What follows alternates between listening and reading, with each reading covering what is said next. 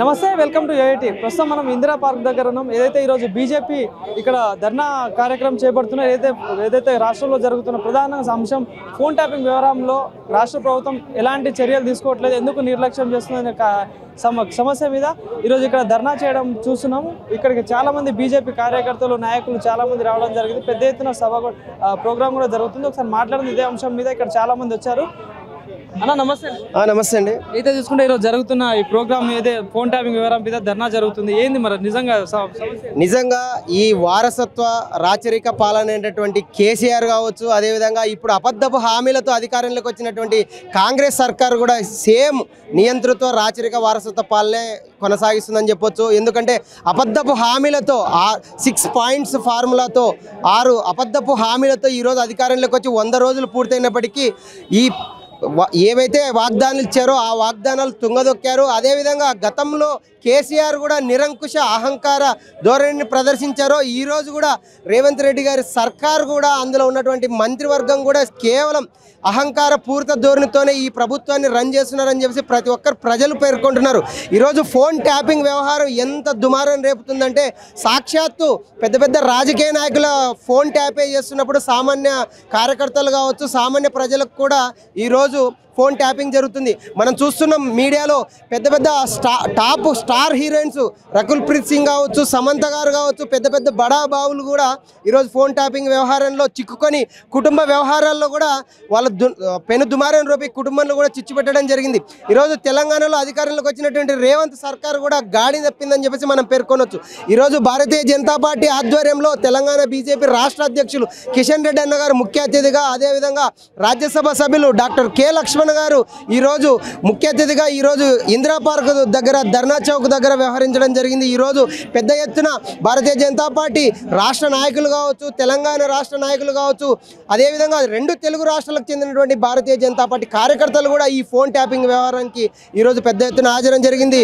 ఇప్పుడు ఏదైతే 6 నెలలు అవుతుంది కాంగ్రెస్ గవర్నమెంట్ వచ్చి 6 గ్యారెంటీలు అమలు చేసినామంటున్నారు, ప్రజాపాలన అందిస్తున్నాం అంటున్నారు. మరి ఎట్లా అనిపిస్తుంది మీకు? ఇది చాలా అన్యాయం. ఎందుకంటే పక్కనున్నటువంటి కర్ణాటక రాష్ట్రాన్ని కూడా మనం గమనిస్తే తెలంగాణ కంటే ముందుగా అక్కడ అధికారంలోకి వచ్చింది కాంగ్రెస్ పార్టీ. అక్కడనే హామీలు నెరవేర్చినటువంటి కాంగ్రెస్ సర్కారు తెలంగాణలో ఈడ వాగ్దానాలు అమలు చేస్తుందని చెప్పేసి మనం అనుకోవట్లేదు. ఖచ్చితంగా ఇదే నిర్ణయాన్ని, ఇదే విధంగా అహంకార ధోరణిని ఇదే విధంగా ముందుకెళ్తే కనుక ఖచ్చితంగా మరొక 6 నెలల్లో ఖచ్చితంగా కాంగ్రెస్ సర్కార్ కుప్ప కూలిపోతుంది. ఖచ్చితంగా మరో ప్రజా సంక్షేమాన్ని కొనసాగించే డబుల్ ఇంజిన్ సర్కార్ తెలంగాణ రాష్ట్రంలో ఖచ్చితంగా వస్తుందని చెప్పేసి మేము అంటున్నాం. ప్రధానంగా చర్చగా మారుతుంది రాజముద్ర మార్పు కానీ, జయ జయ తెలంగాణ పాట మార్పు కానీ ఒక సామాన్య వ్యక్తులుగా ఏం చెప్పదలుచుకున్నారు? సో వాస్తవంగా అయితే అది రాజకీయంగా పబ్లిక్ అడ్మినిస్ట్రేషన్ పాలసీస్కి సంబంధించింది. సో గతంలో కేసీఆర్ గారు తెలంగాణ వరంగల్ కళాతోరణాన్ని, అదేవిధంగా చార్మినార్ గుర్తుని, అదేవిధంగా రాజముద్రని ప్రదర్శించడం జరిగింది. ఆ లోగోని డిజైన్ చేశారు. కానీ తెలంగాణ యొక్క ఉద్యమంలో అమరవీరులు అనే పాత్ర ఎవరు మరవలేదని చెప్పేసి ఈరోజు ప్రొఫెసర్ కోదండరాం గారు కావచ్చు, రకరకాలుగా తెలంగాణ ఉద్యమ నాయకులతో కలిసి అమర స్తూపాన్ని ప్రదర్శించారు. ఆ లోగో కొత్తగా వస్తుందని చెప్పేసి సోషల్ మీడియాలో మనకు పెద్ద ఎత్తున ట్రోల్స్ వస్తున్నాయి. సో చూద్దాం, దానికి సంబంధించిన అధికారికంగా తెలంగాణలో అధికారంలోకి వచ్చినటువంటి కాంగ్రెస్ ప్రభుత్వం, సీఎం ఉన్నారు, అక్కడ ఉన్నటువంటి సిఎస్ కానీ ప్రభుత్వ అధికారులు దాని మీద స్పందిస్తారు. వాస్తవంగా ఒక విషయాన్ని హర్షం వ్యక్తం చేయొచ్చు.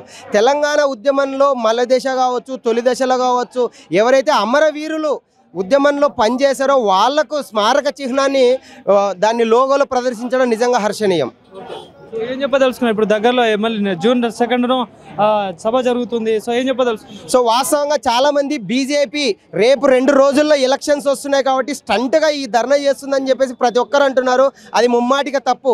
ఎందుకంటే ధర్నాలు నిర్వహించకపోయినా రేపు అబ్కీ బార్ 400 పార్ మోడీ ఫిర్ ఎక్ బార్ మోడీ సర్కార్ అనేది దేశమంతా మనం చూస్తున్నాం. నిన్న చూస్తే వెస్ట్ బెంగాల్లో చిట్ట చివరి రోడ్ షోని చూసాం. వెస్ట్ బెంగాల్లో కరడుగట్టిన మమతా బెనర్జీ గూండాలు, రౌడీజంని కూడా తట్టుకొని భారతీయ జనతా పార్టీ శ్రేణులు కావచ్చు, కార్యకర్తలు కావచ్చు, నరేంద్ర మోడీ గారిని అభినవ నరేంద్రుడిగా, అభినవ స్వామి వివేకానందుడుగా, రామ భక్తుడిగా ఈరోజు పోలుస్తున్నారంటే కేవలం దేశం యొక్క గొప్పతనం నరేంద్ర మోదీ గారి నాయకత్వంలో ఈరోజు భారతదేశం ప్రపంచంలోనే అగ్రగామి దేశంగా ముందుకెళ్తుంది. రాబోయే రోజుల్లో 2047 నాటికి విశ్వగురు స్థానంలో భారతదేశం ఖచ్చితంగా కేవలం నరేంద్ర మోదీ గారి నేతృత్వంలోనే భారతీయ జనతా పార్టీ యొక్క కేంద్ర ప్రభుత్వం యొక్క ఎన్డీఏ సారథ్యంలోనే ముందుకెళ్తుందని అని చెప్పేసి ప్రజలు హర్షం వ్యక్తం చేస్తున్నారు. జూన్ 4న ఖచ్చితంగా 400 పార్ ఏక్ ఫిర్ ఎక్ బార్ మోడీ సర్కార్ ఖచ్చితంగా వస్తుంది. Thank you. Thank you. అంటే ఏదైతే చూసుకుంటే ప్రధానంగా రాష్ట్రంలో జరుగుతున్న ఏదైతే చర్చనీయాంశం మారుతుంది ఫోన్ ట్యాపింగ్ ఒకటి, ఇప్పుడు మీరు ధర్నా కూడా చేయడం జరుగుతుంది. ఇంకోటి అధికారిక చిహ్నం ఒకటి, జై జై తెలంగాణ మార్పు అంటున్నారు. జూన్ 2న సభ జరగబోతుంది. సో ఇదంతా ఎట్లా చూస్తారు మీరు ఒక బీజేపీ కార్యకర్త? ఇప్పుడు ఫోన్ ట్యాపింగ్ విషయమే కావచ్చు, మనకి ఎన్నో ఆధారాలు రాష్ట్ర ప్రభుత్వం, ఇప్పుడున్న రాష్ట్ర ప్రభుత్వం ఎన్నో ఆధారాలు ఇస్తుంది. అక్కడ రాధాకిషన్ గారే కావచ్చు, భుజంగ్ రావే కావచ్చు, వీళ్ళందరూ ఎవరెవరు ఫోన్ ఆఖరికి జడ్జిల ఫోన్లు కూడా ట్యాప్ అయిన విషయం మనకి క్లియర్గా చెప్తారు. అయినా సరే ఇప్పటిదాకా కాంగ్రెస్ ప్రభుత్వం దాని మీద ఒక స్టెప్ కూడా ముందరకేస్తలేదు. మనకు అర్థమవుతుంది చీకటి ఒప్పందం కాంగ్రెస్ బీఆర్ఎస్ మధ్యలో ఏ విధంగా ఉందో మనం అర్థం చేసుకోవచ్చు. మేము ఒకటే బీజేపీ పార్టీ నుంచి కాంగ్రెస్ ప్రభుత్వాన్ని ప్రశ్నిస్తున్నాము. 100% సిబిఐకి కేసు అప్పగించి ఎవరైతే ఉన్నారో కేసీఆర్, హరీష్ రావు, కేటీఆర్, గత ప్రభుత్వంలోని ముఖ్యమైన నాయకులు వీళ్ళందరినీ ఎట్టి పరిస్థితుల్లో అరెస్ట్ చేయాల్సిందిగా మేము డిమాండ్ చేస్తూ ఉన్నాం. కానీ ఏదైతే ఎన్నికల కోడ్ వల్లనే మేము ఆగుతున్నాం, ఎన్నికలు అయిపోయినా కంపల్సరీ అందరు ఎవరెవరైతే నిందితులు ఉన్నారో అందరూ అరెస్ట్ చేస్తామని చెప్పి కాంగ్రెస్ ప్రభుత్వం అంటుంది కదా. అలా అంటుంది, అవన్నీ ఉత్తుత్త మాటలే. ఇప్పుడే కావచ్చు, ఆఫ్టర్ ఎలక్షన్ కోడ్ కూడా మీరు కాంగ్రెస్ ప్రభుత్వ వైఖరి మీరు తెలుసుకుంటారు.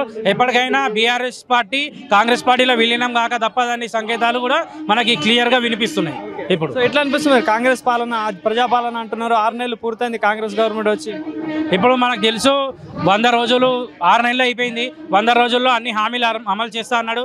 మనకు తెలుసు ఒక ఫ్రీ బస్ తప్ప ఒకటి కూడా ఇప్పటి వరకు ఏం చేయలేదైనా. మనకు తెలుసు ఆడబిడ్డలకు 2005 కావచ్చు, నిరుద్యోగ భృతియే కావచ్చు, ఇట్లాంటి ఎన్నో 420 హామీలు ఎవడని ఇస్తాడా ప్రభుత్వంలో ఉండే ముఖ్య నాయకులు? 30,000 ఉద్యోగాలు ఇచ్చినామని చెప్పేసి కాంగ్రెస్ ప్రభుత్వం ఉంటుంది. లేదు, ఒక నోటిఫికేషన్ చూపించండి. నోటిఫికేషన్ ఇది రిలీజ్ చేసినాం మేము 30,000 ఉద్యోగాలని, నోటిఫికేషన్ మాకు ఒకసారి చూపించండి. దాని తర్వాత ఇక్కడ ఉన్న తెలంగాణ ప్రజలు మిమ్మల్ని నమ్మే అవకాశం ఉంటుంది. నోటిఫికేషన్ చూపించండి 30,000 రిలీజ్ చేసినామని. Okay, thank you. Thank you.